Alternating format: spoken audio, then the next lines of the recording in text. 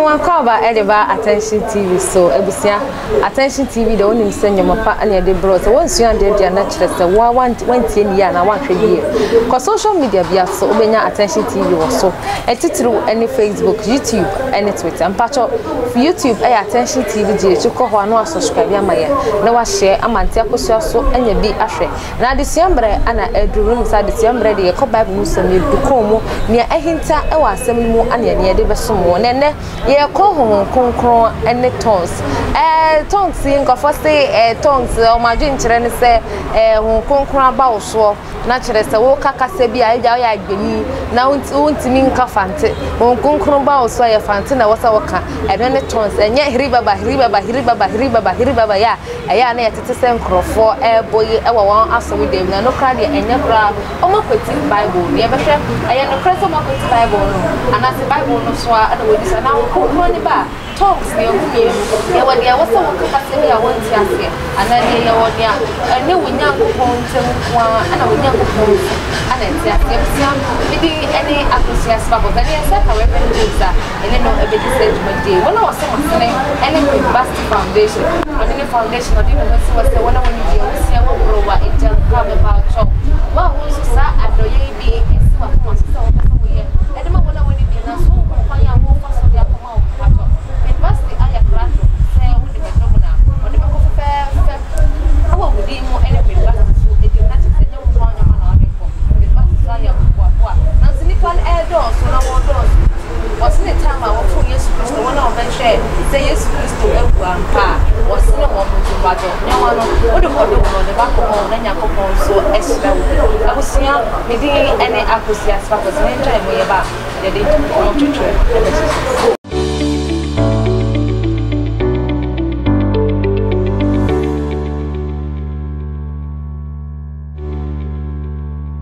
I was here with that 7 year bread, the chairman with yes, I Reverend James. I will have to see an extra people. Ever be said, oh, never, then I was saying, especially tongues. And any riba, and I said, only say it's behind you, and I make a fancy. Now, need to make our own so I was and I was saying, can you win potty? And I was saying, young caught me any Reverend James and portrait and Papa Mawakaba. Yeah, this one. This one. I papa na yon come to train ye hwe ohunkunkun. Okay. Eh the Holy Spirit. I say be chance ye no ye ni aba tongues na. Ohunkunkun ani me den. Yo, mechia ya hwefo nyina. Me den chia so ma apostle antwi. Na me nhyira o ba bia obi a me den chia so ma me papa Dr. Isaac Kwesen. Albert Kwesen. Dr. Albert Kwesen, baby I will be anya minshira. Nchi yakoma one family chapel fo nyina ne Ghana man nyina. Hon kronkron de obo didin a na Christosuma na wo ka ho asem no. Because into me yi hon kronkron emfi Christosumo emenye yi. Hon kronkron eye Onyakopon ne family bi. Enye so oye nyame different. Oye Nyakopon ne family bi.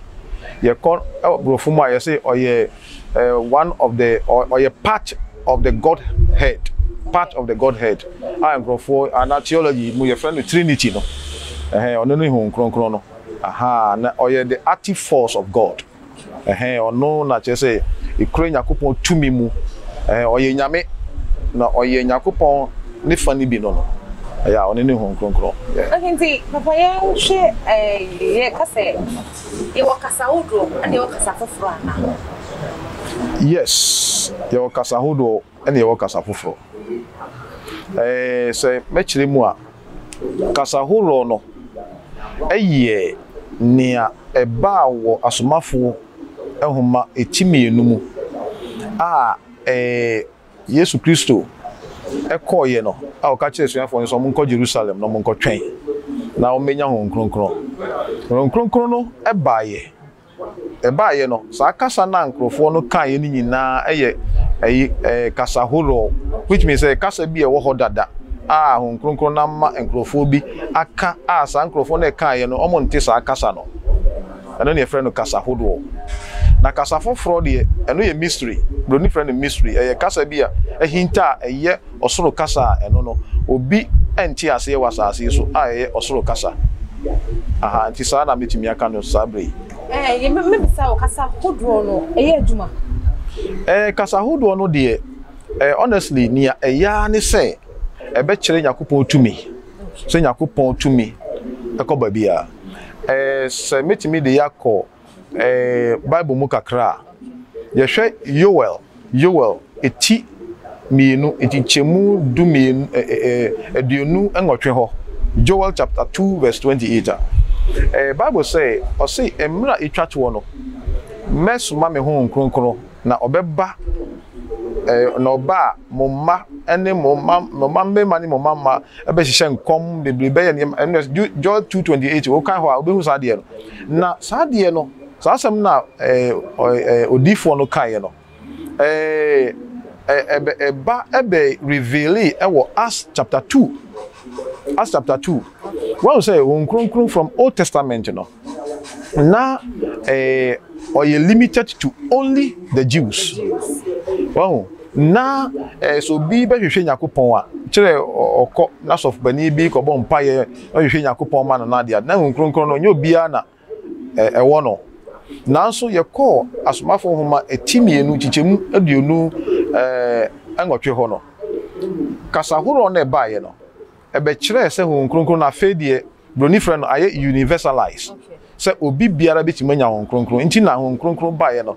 namo kasa hodo so ba ye se ne obi abehu se sisi ade ho nkronkron no enye jiwfo nkwa ho na ewo na mo ebetima abagana ebetima ko India ebetima ko ha nti na kasa hodo no efa so ede ba ye no na aso ekoso aso we dem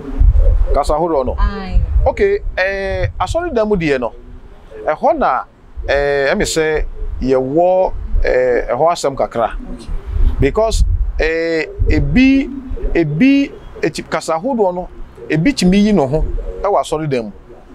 na kasa foforo no nso ebi timi yi no ho asori dem na nia ha adwen kakra ne say asori dem de no se ba yentumi enkyere se kasa hodo anasa ye kasa foforo wow enti ye ko Paul ahumanu mu a 1 Corinthians chapter 14 no verse 3 okay 1 Corinthians 14:13 to 15 na or say 1 Corinthians chapter 13 to 15 or say enti so bi eka kasa foforo a so bi bompa kasa foforo mu a omompa ye nso say obetimi akira ase okay kasa foforo no so bi bompa ye kasa foforo mu a omompa ye nso say obetimi akira ase which means say asori no enya wo nko na wo ho ati ase dodo no na hia enti Paul kire say kasa foforo no anase kasa hodo no eba yankyire mu wahu yankyire mu because kasa hodo oba na obi chi ase se bia yemfa ne se o ka dagbani o ka ewe o ka fantia asemo Yakopon kan nipa no obenya so mfaso nanso se kasa hodo no eba na obi ni ho obeti ase a Paul se ehu hia akura se yeka okay na kire se wo se kasa hodo eba me se wa so ya wo se mbeda me ho so se ye wo bia nipa bi se kasa na mbeka nipa bi se wa so ya obetima chide mu ana won say ukọ achede na o se ye wo kasa foforo kasa hodo oka na ye wo nkyerechire mu nso achede nkyerechire mu nso ya achede o na kasa foforo no kan so ye achede wahu enti so bi eka kasa foforo na wo se obi so timi kire ase ana se wa wo ka no wan kasa wo se utimi kire ase wahu na se wo ka na se wantimi an kire ase ya Bible say eno no ye wo ni Yakopon na kasa nia ogina ho no onte nia wo kana ase well ayese bia ya ba sorry sisi ya na ye se ye bompa ya ma na ye sha ase ya na obia na ye ka ya ka akusi die ne ka ye okay die ne ka ye kasa hodo no die ne ka ye ye nti ase enti Paul say ya ka akusi ya wo se ye kira ase won say cheche no ye kwa sorry ya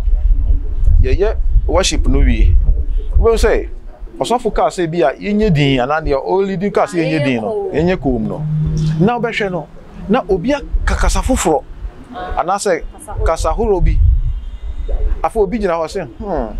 asem o Kenya kupon sisi mikro mu kasa no kai so na nipa no onfi sabonjida nso no aka sabonjida kasa ebi wo ho kra na aya se ebe kai so a etaisi exactly se ye kokom ye na nipa no kakasa no eye kasa hodo no obi so timi a kira ase mo wa kira ase yes no a kira ase o ti ase enti no sana etie ni Yakobon hwehwa ne se broni kan bibi se propriety in worship se osomo no bekoso ewo senia ewo se eko na sakasaka ye bia emma osomu nti na ye kakasa foforo no ne kasa horo na yetumi kirase ma nea ogina ho a ono wonkan bi no watimi hu say say na Yakobon eka because asore no ewura anya nkwa na o ya sore no ba nkwa wo dem na wo kakasa horo anakasa foforo a oni Yakobon na kasa Paul say wo kakasa bia Yakobon kasa wo ankasa wo de echi wo honhom ho sa na tie okay ene yenko kasa podro okay kasa foforo no okay kasa foforo no so I don't know ne we important okay kasa foforo no eno so Paul ka ho asem say eno eye kasa bia broni ana Bible friend no mystery kire say kasa bia ehinta obi anti ase na eno no echi ye ho defying wahu ebia wo bompa ye na ebedu baabi no na wo techire masesa na chere say wawura honhum no Yakobon konkro di wawura honhum no na eno no wo techire mana asesa ebia ade bia wo bo ho mpaye no enam say honhum na hyew ma no konkro kasa eje mpaye no oje mpaye no fiunsa na ode wawura in fact very interesting very interesting you say and na wo ka no o ka mysteries you are uttering mysteries your mind cannot understand those things